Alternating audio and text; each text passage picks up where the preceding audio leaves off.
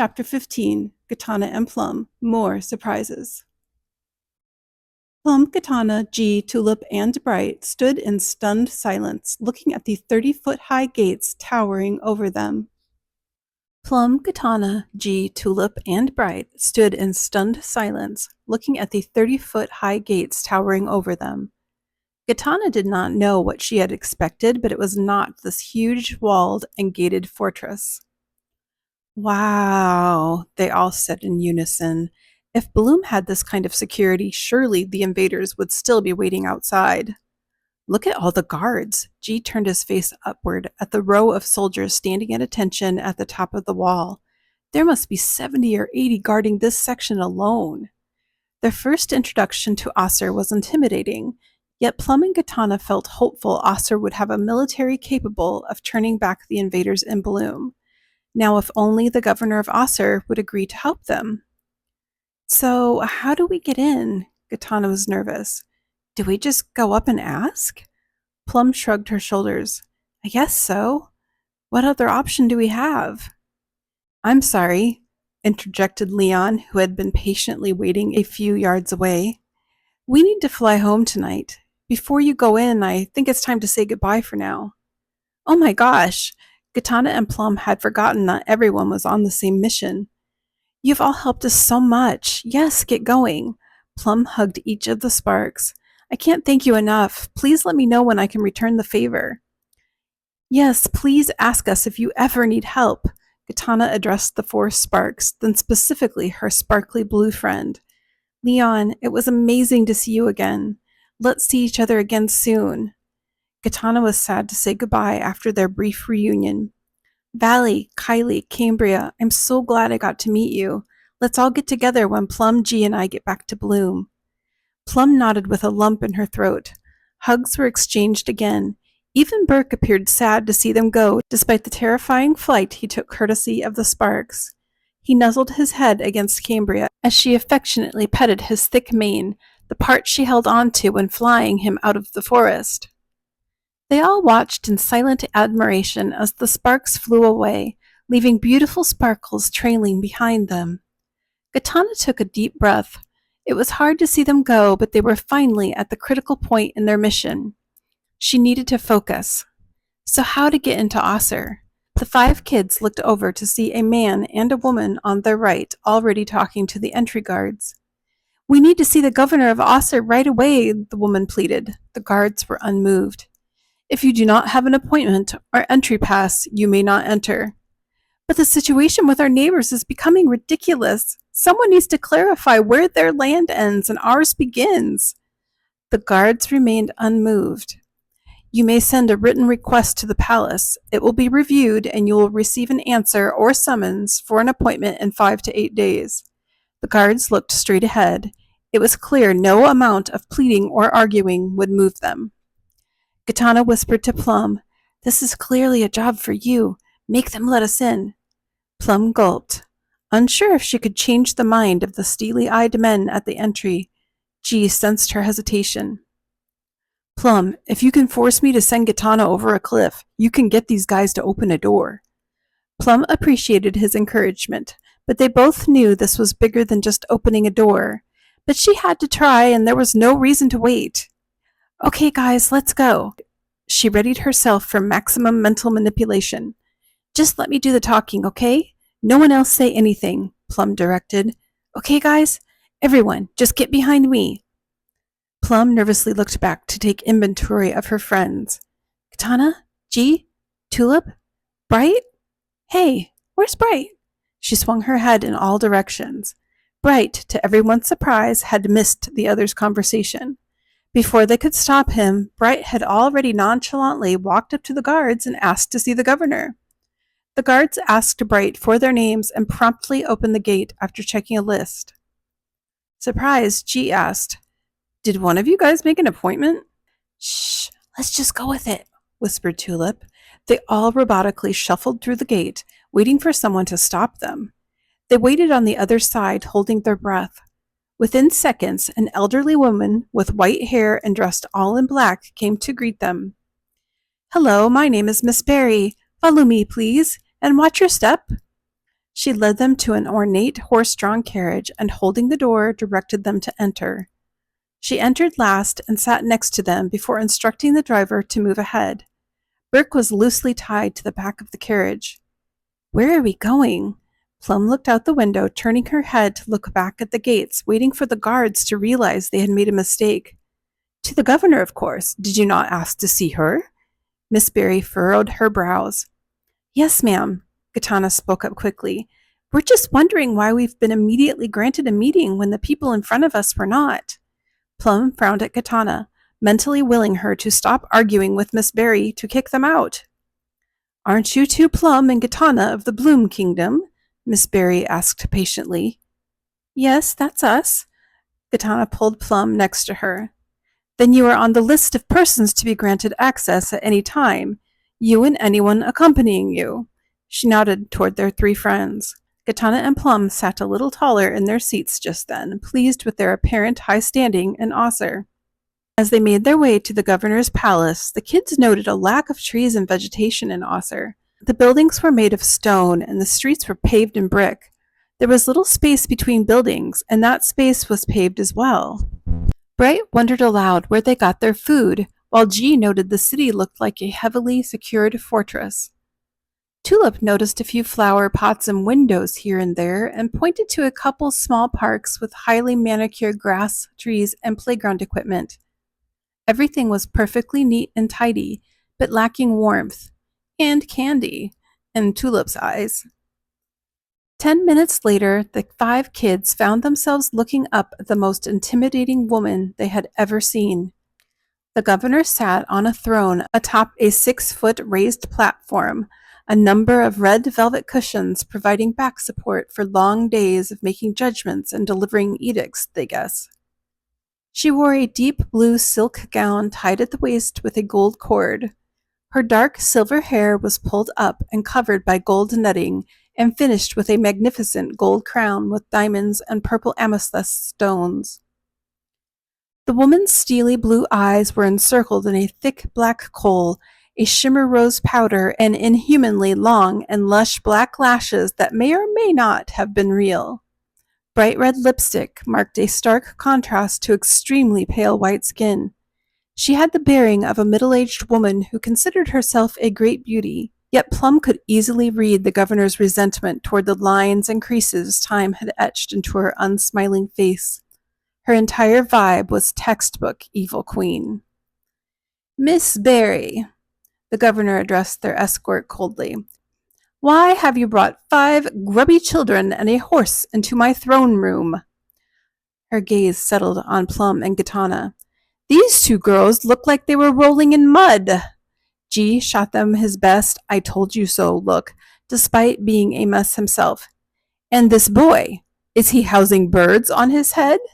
Gitana stifled a laugh. "I'm sorry, Governor Mellis, we've just traveled so far." The governor interrupted Plum, her left eyebrow raised to the high ceiling. "I don't recall giving you permission to speak." The normally assertive Plum went silent in front of this slightly terrifying woman. "Now," the governor stood up, "let's get a closer look at you." The governor slowly descended the steps from her throne, her head held high as she teetered on alarmingly steep gold shoes. Plum noticed the woman's shoes were also adorned with a diamond and amethyst.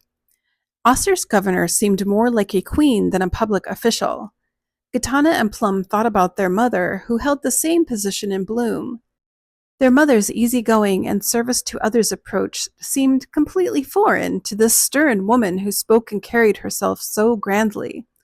Their mother was also clearly much nicer than this woman. As the governor approached the kids, they could practically hear the others' hearts beat faster. Tulip, nervously wondering if there might be a dungeon waiting for them beneath the room, tapped her right foot 5 times, then her left foot 5 times, then again 5 taps on the right, followed by the left. Bright lightly pulled at her elbow. If they did not have such important business there, each one of the kids thought they might run away from Aser right then. "Gitana and Plum of Bloom," she beckoned, stone-faced. "Please step forward." The governor pointed to a spot on the floor just inches in front of herself. They hesitated, then stepped forward in unison, their knees falling to the floor as they bowed deeply in her direction. G thought he saw the corner of the governor's mouth twitch as she hovered over them and sighed deeply. Get off the floor. No one told you to get on your knees. Gitana and Plum picked themselves up, bracing themselves for whatever the scary woman was going to do to them. When she saw the governor's annoyed expression, Gitana was preparing to beg the governor to leave Tulip and Bright out of the matter, and Plum intended to do the same for G. They were then completely gobsmacked when the governor dropped to her knees in front of both girls and hugged them, squishing them into herself so tightly they could hardly breathe. Watching the governor still holding her friends as the seconds ticked by, Tulip's mind again went to a dark place, wondering if the governor was attempting to suffocate Gitana and Plum to death. After the longest 30 seconds of their lives, the governor let Gitana and Plum go and held them at arm's length to study their faces. She then hugged them again. Tulip realized the governor felt real affection for the girls, but wondered how that made sense after knowing them for all of 3 minutes. G and Bright were equally flummoxed, stealing glances at one another. Besides the governor, there was not a person in the room who understood what was happening. The governor continued to hold on as both girls stood as still as statues. Although they were initially frightened, Plum and Gitana realized this woman felt familiar to them. Plum was surprised to sense the governor loved them. Meanwhile, G was concocting a plan to grab the girls and run when the governor finally released them. Everyone was stunned when the governor let go of the girls and stepped back. The governor was smiling warmly at them. I'm sorry, darlings. Did I tease you too much? The governor's voice was kind as she affectionately stroked their hair. My darling nieces, how I've missed you. The girl's eyes grew wide. Gitana spoke for everyone when she regained her voice. What? After learning about the invasion of Bloom, Governor Mellis decided that baths and lunch for the kids were her top priority right then. Just after asking her husband, head of the Aser intelligence agency and apparently their uncle, to gather information about the current situation. She addressed the stern-looking man next to her. He looked similar in age to the governor and quite handsome with olive-toned skin, an aquiline nose, and gray-speckled black hair. Director Hahn, would you put your best agents in the air and see what we can find out about what is happening in Bloom? Then turning to the kids, she explained, while we wait for that information, we will take stock of how much military support we can give Bloom. They all nodded, but Gitana, remembering her friends, interrupted. Governor, there's another issue we came to talk to you about. My friends, Tulip and Bright, have come from San Diego looking for their parents. Tulip and Bright stepped forward, their faces anxious to hear word of their parents. I see, Governor Mellis responded sympathetically. We were expecting a delegation from San Diego weeks ago, but they never arrived. Director Hahn has already been working to ascertain what happened. Thus far, we believe something may have held them up on the Owenly Sea. We just crossed it and didn't see them. Tulip's lips quivered while Bright looked blankly at the floor. I see, the governor replied reassuringly. You know, it's an awfully big sea. It would be shocking if you did see them. It's not like a paved road with 2 lanes out there. Agreed, confirmed Director Hahn. General Mason has been communicating with Navy Admiral Seal regarding this matter. I will call the general to join us for lunch and give us an update. Tulip and Bright nodded anxiously, worry clouding their faces as they recalled their own experiences with the Mer pirates. Thank you, Tulip managed to whisper. All right, let's leave all of our discussion until you've been bathed and fed, the governor commanded. Miss Barry, would you please find some clean clothes for them? At that, they were all hurried toward another wing of the palace. And please get that horse out of my reception room and to the stables. Would you please feed him too? He likes carrots and apples, and he likes oats too, called Plum to the governor, who nodded and waved her away. Bath time in the Aser Palace was like something out of a fairy tale. Gitana, Plum, and Tulip had no idea about the boys, but the girls were each aided by 2 maids who led them to their own warm, bubbly bathwater in large marble tubs. Each girl was gifted a fluffy robe and a basket of beautifully scented soaps and shampoo from which to choose. After their baths, the girls were presented with an array of simple but beautiful silk dresses to choose from, then led to the gardens where they chose flowers for the ladies' maids to braid into their hair. Arriving at lunch, the girls were picture-perfect princesses, their fragrant floral scents creating an aura around them. Although each had their worries, bathing and dressing up boosted their morale. Governor Mellis smiled knowingly. "Don't you feel better now, darlings?" They had to admit they did. The boys joined them shortly, appearing much cleaner and wearing simple, freshly pressed pants and shirts. Plum, who was seated next to G, thought she could smell a combination of tree bark and honeysuckle on him.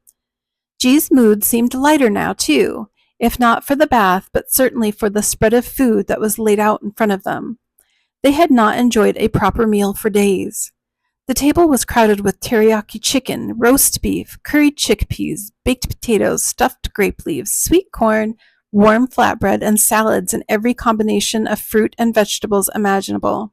A dessert table nearby boasted a 3-tiered chocolate cake, berry trifle, cream cheese flan, mango mousse, steamed red bean buns, and fruity carbonated drinks. Gitana was happy to see a goblet of water behind every plate. Governor Mellis, familiar with the Can Diego culture and diet, invited Tulip and Bright to start with desserts while firmly communicating with her eyes that the dessert should come after the meal for the Bloom children. Gitana could not have been happier as she stuck her fork into the salad served to her by a pretty young kitchen assistant. After everyone was served, the governor laid out the current situation and the preliminary strategy she and Director Hahn had planned for Bloom. But first, she addressed the question on everyone's mind. "I understand you, Gitana and Plum, are surprised to find out you have another aunt and uncle." The governor looked at the 2 girls. "I won't go into the whole story now, since we need to focus on the immediate issue of the invasion of Bloom, but I will tell you this. I am your mother's older sister. I visited you from time to time when you were younger, but to protect both our kingdoms, I stayed away once you were old enough to remember me. But I believe you received gifts from a secret friend every so often." She winked, smiling at the girls' sudden realization.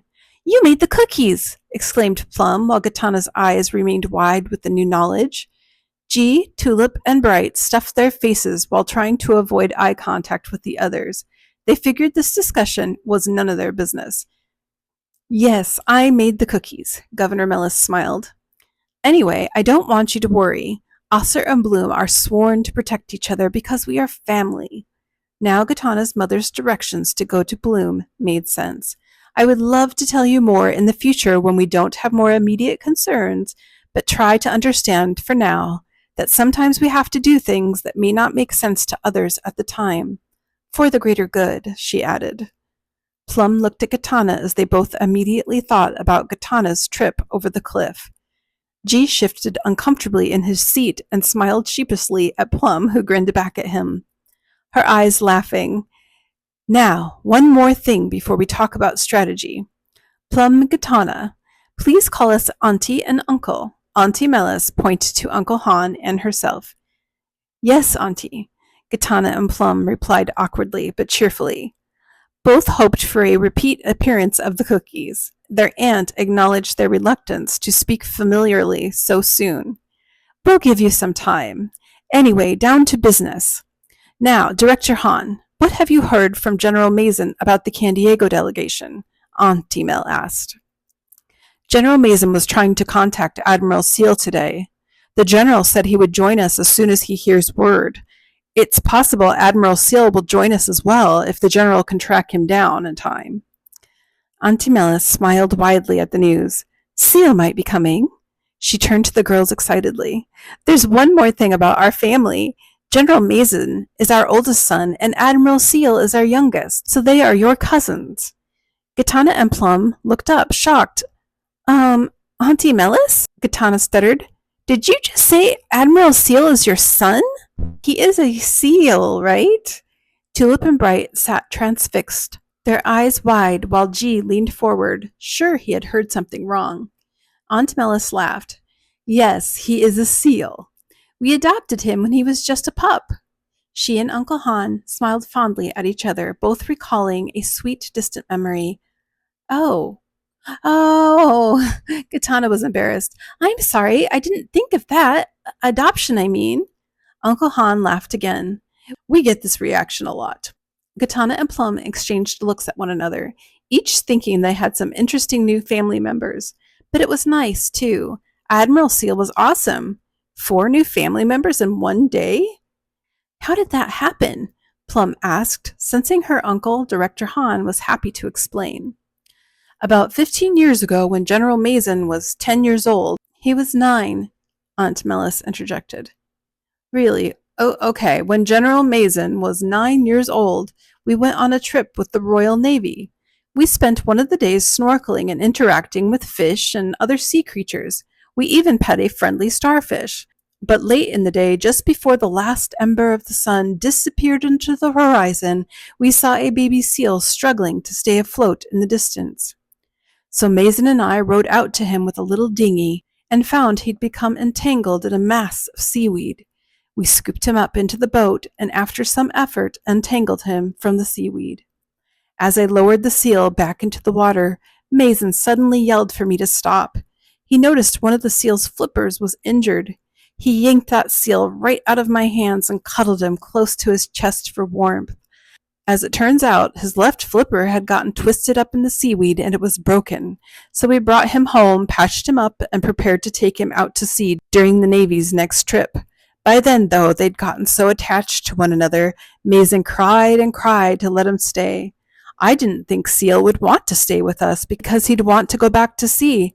But then he looked up at me with the widest, saddest eyes you've ever seen and said, "Stay with Maisie." It turned out Seal's parents left him to fend for himself long ago, leaving him an orphan. So we built a large saltwater pool, got him an English tutor, and made him our son. The baby. Auntie Melis smiled fondly. Oh, that's so cute, Plum exclaimed, while Gitana tried to fathom how the tough guy who pulled them out of the water was once a sweet baby seal who just wanted parents and a big brother. I love this story, she sighed, picturing a small, rounder-faced version of Admiral Seal. Anyway, Auntie Melis pivoted, ready to get back to business once more. We will focus on Bloom now until we hear from Seal, the Admiral. Tulip and Bright, may I ask you to leave us while we discuss our plans for Bloom? We will update you as soon as we learn anything new about your parents. In the meantime, feel free to bring more dessert back to your rooms if you'd like. The 2 siblings made a hasty retreat, chocolate cake slices and mini pies in tow. If they were sad to miss the rest of the meeting, it did not show on their faces as they grabbed soda too.